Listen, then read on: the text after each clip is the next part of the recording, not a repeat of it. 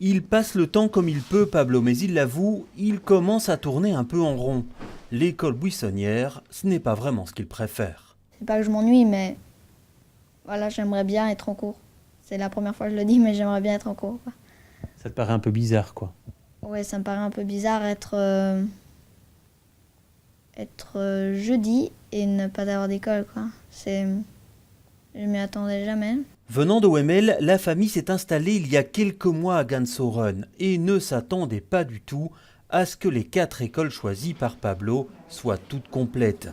Il espérait décrocher une place au Sacré-Cœur de Jette, où il était 8e sur la liste d'attente.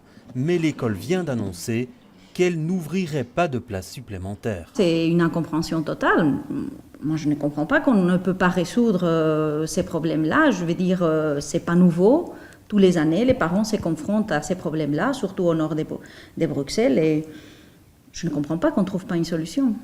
Pour lui trouver une école, sa maman a mis son boulot entre parenthèses et remue ciel et terre.